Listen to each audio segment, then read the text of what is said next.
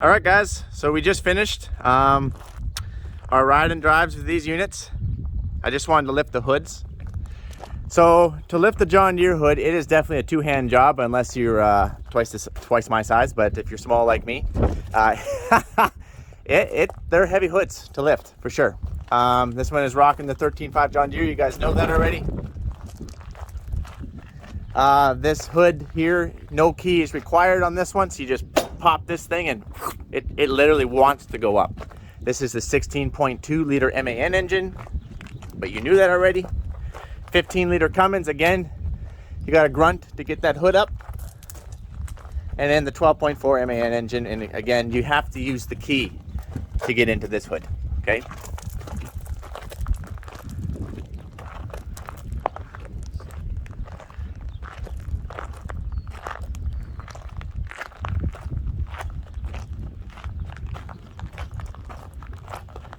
Only a 200-gallon fuel tank on the 1050, and it is not nearly big enough. Holy cow. The 1050 is the worst tractor on the farm for its how do I describe this? You can't go too far away from a fuel tank or a def tank. Let's just say that. It literally falls the tractor. I don't think it's horrible on, like, in fuel economy. It's just not meant for North America. You need big tanks. So we fill this thing. You can't go a day without filling it. It's impossible. Every 6 to 8 hours, depending on how hard you work it, you need to refill.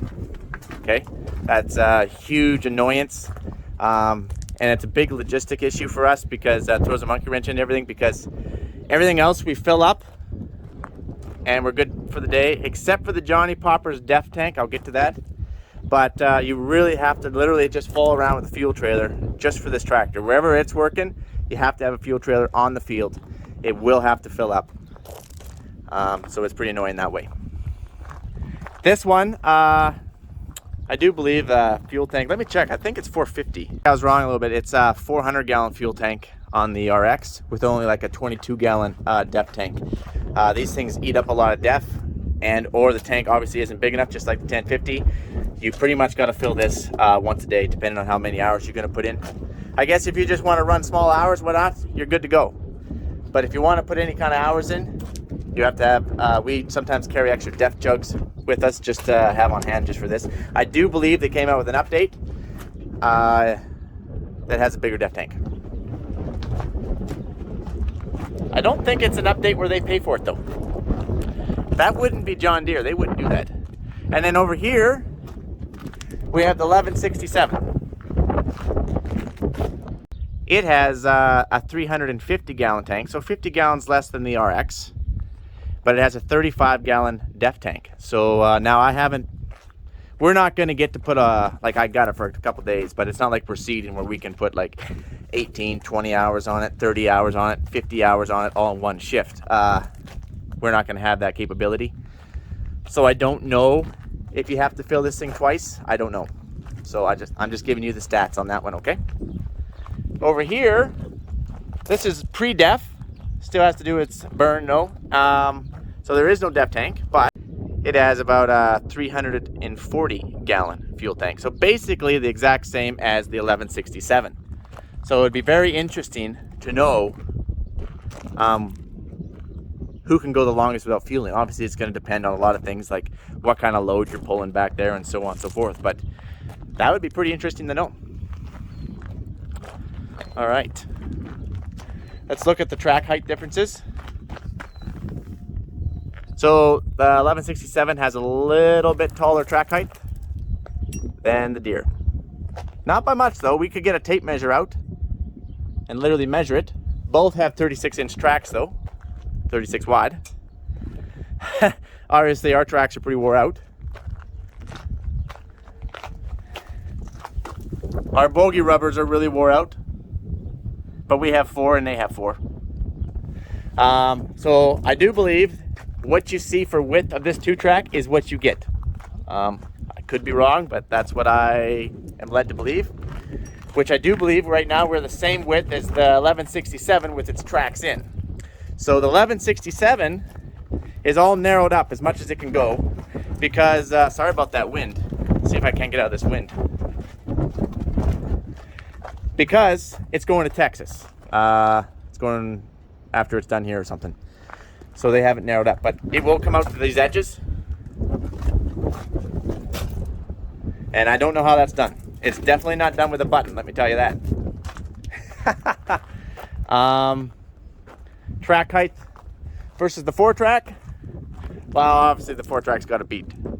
Totally different though. Can't hardly compare them. This one has the hydraulic swing and hitch. This one is an automatic. It will do it for you, or you can do it in manual, whatever you would like to choose. This one also has hydraulic swing and hitch. Fully manual. There is no auto and nothing about it. Now this is obviously a dated tractor. It's quite a few years old. It's not like we're comparing apples to apples. I've already told you guys that. I'm still waiting for John Deere to bring down their new 9 series.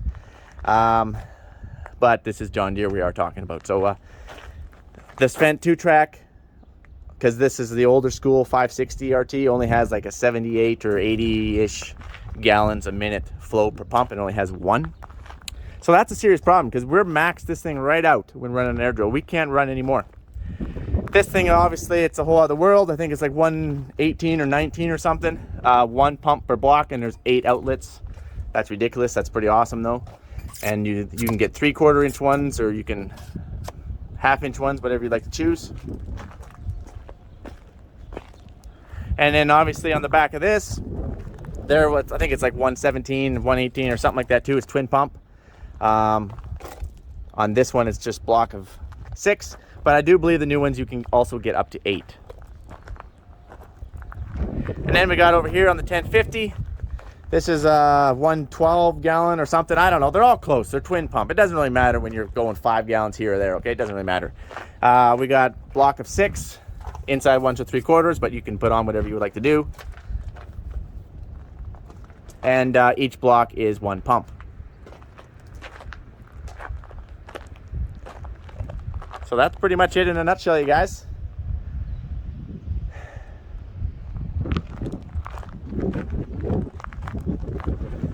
All LED lights, except for the old one, but we're not comparing that one.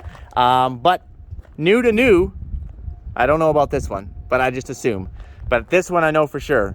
New to new, these are LED lights. Those are LED lights. Those LED lights are like twice as good as these lights. Maybe not twice, but you can literally see the Fendt 1050 in the field. It has the brightest, I meant to say, the brightest, the crispest, I think I just made up a word there, you guys. I really gotta get some sleep. Lights.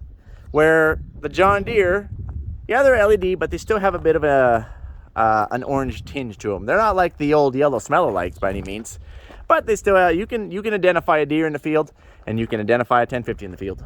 This, I don't know. You know that we're going to have to try that tonight. We're going to have to turn the lights on. But I'm just telling you, as of right now, that's what I know.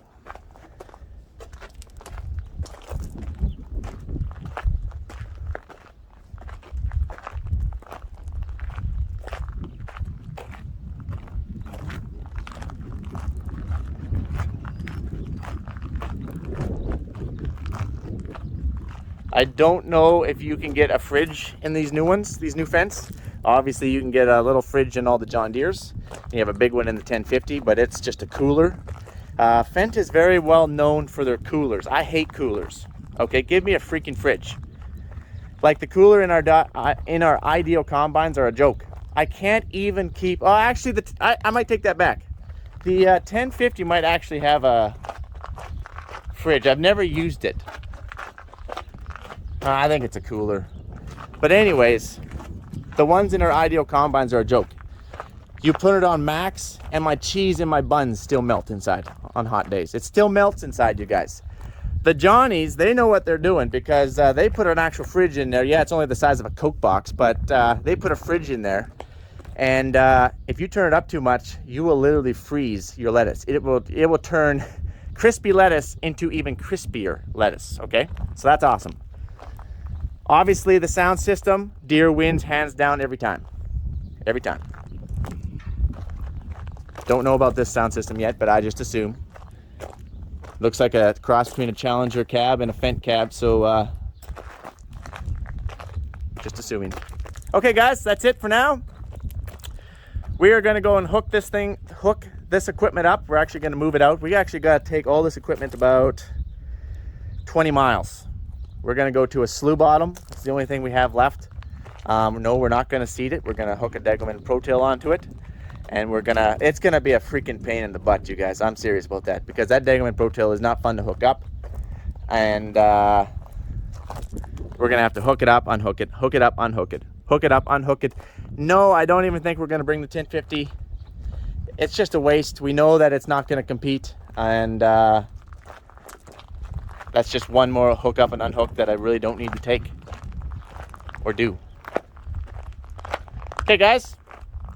I will see you tomorrow for you guys, in an hour for me. Actually, you know what? It's worth noting something. The Fendt 2-track has sight glasses for all your oil levels. So we got one oil level right there. I don't know if that's the transmission or rear end. I guess I should have asked those questions. We got another oil level right here. This is the hydraulic, I know that for sure.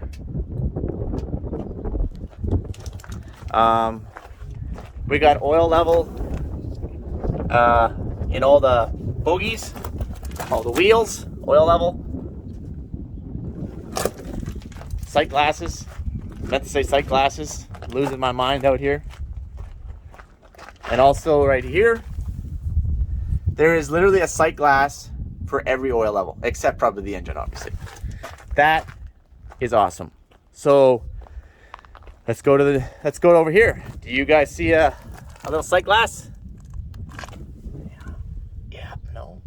I don't. No. No. Oh, I guess not. No. All right. Okay. Well, how about? Do you see any sight glasses in here? No. Okay. All right then. That's fair. All right. Okay. Aha! We got a sight glass. Woo! That's actually awesome, because that's the hydraulic reservoir. It's actually very handy to have a sight glass. I'm a big fan. And it also has a sight glass on the fuel tank. The John Deeres do. They've always had that.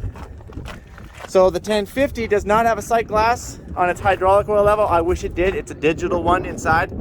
But I wish that there was one somewhere on the outside, because you fill it behind this toolbox. Because I'm standing on these tires pouring oil in. Why? Because you're always blowing the hydraulic line. Not on the tractor, typically on an implement that you have, and then you pump out all your oil.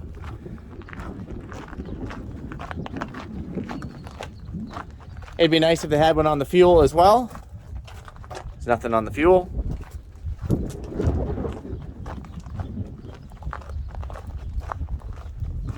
But there is one here on the fuel. There's just something about watching it. I don't know what it is. Let's see if this one has one on the fuel tank. I know that one does. Nope. Nope, I guess not. Nope. Well, I guess I'll take them on the oil, on the hubs and bogies and so on and so forth. Oh, I almost lost Hammy. Okay, guys. That's it.